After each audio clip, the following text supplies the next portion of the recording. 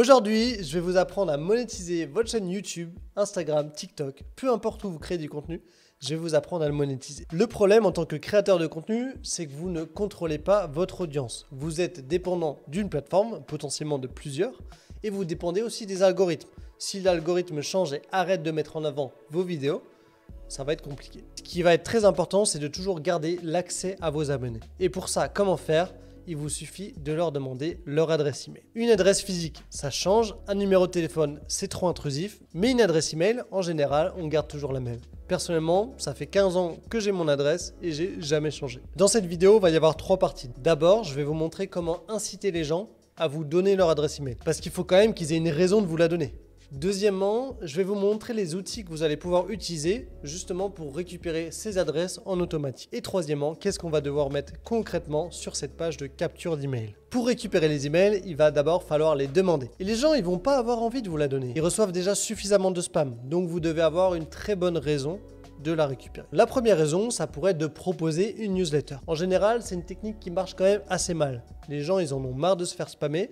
Ils n'ont pas envie de recevoir une newsletter de plus. Les gens, ils ont besoin de savoir pourquoi ils s'inscrivent. Donc si vous ne proposez rien de précis ou rien de régulier, ils vont être durs à convaincre. Par contre, si vous faites une promesse forte, abonnez-vous à ma newsletter et vous recevrez tous les dimanches X, Y, Z. Le deuxième moyen de récupérer une adresse mail, c'est de proposer un outil gratuit. Alors l'outil, il peut prendre énormément de formes. Ça peut être un guide, ça peut être une checklist, ça peut être une étude de cas, ça peut être un modèle. Ça doit être quelque chose qui va permettre à la personne de résoudre un petit problème. Cet outil que vous avez donné, en marketing, on appelle ça un lead magnet. Retenez ce nom, il est pas mal utilisé et il est assez important. Par contre, il y a une erreur que je vois trop souvent, c'est que des gens font des lead magnets, mais ils donnent des choses qui n'ont aucune valeur ou aucun intérêt.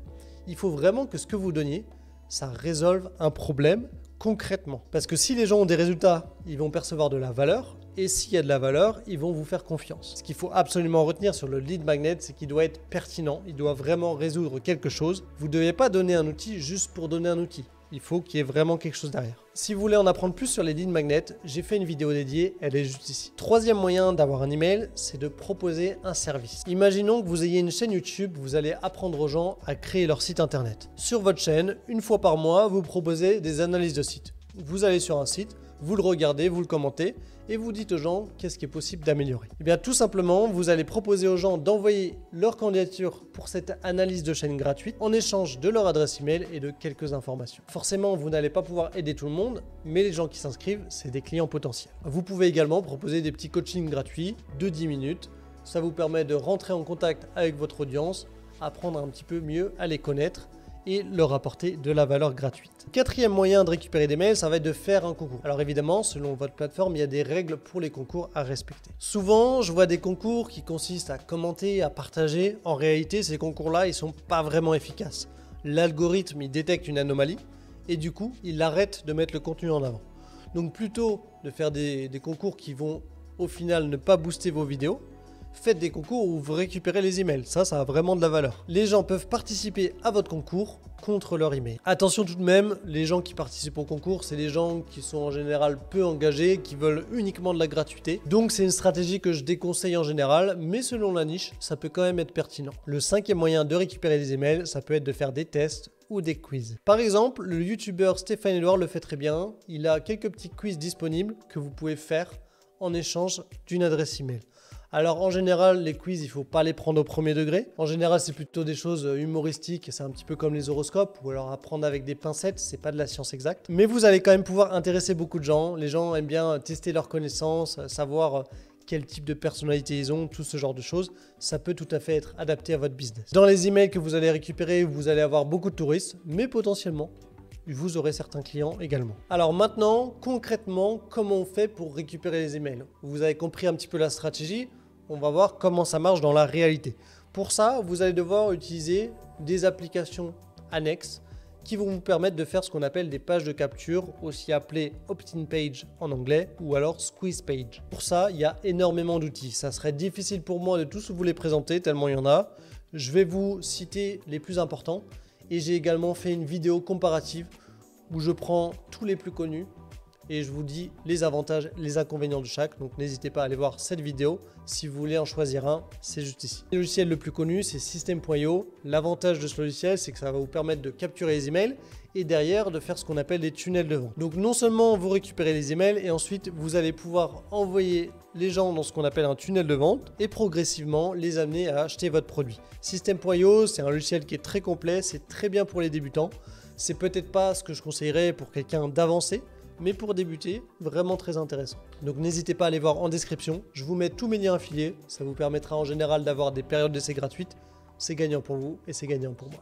Deuxième logiciel s'appelle Leadpages. Ça va vraiment permettre de créer des pages de capture, des pages qu'on appelle landing page. C'est un logiciel assez complet. À mon goût, je le trouve un petit peu cher. Mais c'est vrai que si vous êtes avancé, il a quand même pas mal de potentiel. Il est assez intéressant. Ensuite, vous allez également pouvoir faire un WordPress. Donc WordPress, l'avantage, c'est que c'est gratuit. Vous allez pouvoir faire votre site et le personnaliser entièrement comme vous le souhaitez. C'est une alternative gratuite mais qui vous demandera quand même un petit peu plus de temps. Ça peut être intéressant. Ensuite, vous avez les sites builders comme Wix ou alors Squarespace. Je déconseille ces sites-là parce que ici, ce qu'on cherche à faire, c'est une page de capture et un site internet, une page de capture, c'est deux choses différentes. En plus, Wix et Squarespace, c'est très facile à prendre en main.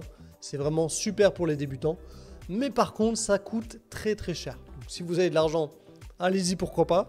Mais je le déconseille quand même. Ensuite, vous avez tous les logiciels de gestionnaire d'email. On a par exemple Mailchimp, ActiveCampaign, il y en a énormément d'autres. En général, tous ces logiciels qui vont permettre d'envoyer des séquences email. J'en parlerai en détail dans d'autres vidéos parce que les séquences email, c'est quand même assez compliqué. Ça demande une vidéo vraiment dédiée.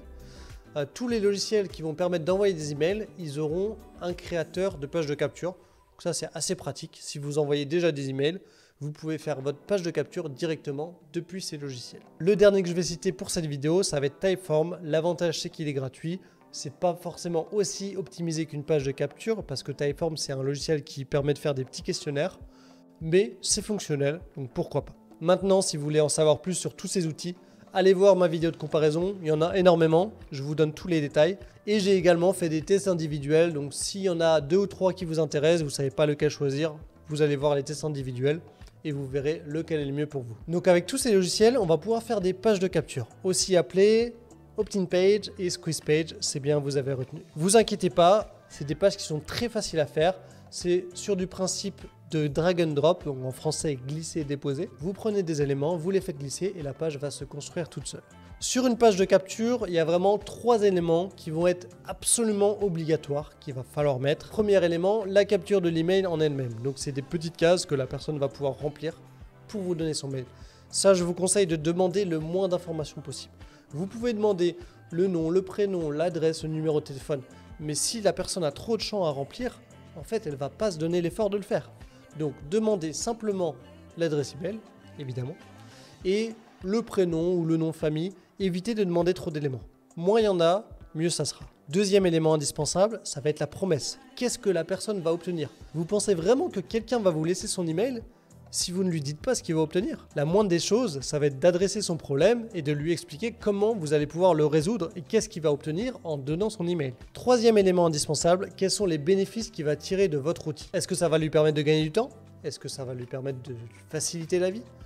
Pensez vraiment à lister tous les bénéfices, c'est important pour convaincre la personne. Après, il y a plein d'autres éléments que vous pouvez ajouter sur la page de capture, mais de manière générale, essayez d'en faire le moins possible. Si vous faites une page trop compliquée, vous allez embrouiller la personne et au final, elle ne va pas vous donner son email. Au contraire, si vous faites une page minimaliste, c'est simple et efficace. Voilà, maintenant, si vous voulez en apprendre plus sur les pages de capture, qu'est-ce qu'il faut écrire exactement dedans, comment ça marche, quels sont les éléments supplémentaires que vous pouvez afficher, j'ai fait une vidéo dédiée, vous pouvez aller la voir juste ici. Si vous avez des questions, des problèmes, si vous voulez que j'analyse vos pages de capture, n'hésitez pas à me le dire en commentaire, ça me fera plaisir, je réponds à tout le monde. On se retrouve bientôt pour la prochaine vidéo, pensez à vous abonner, ciao.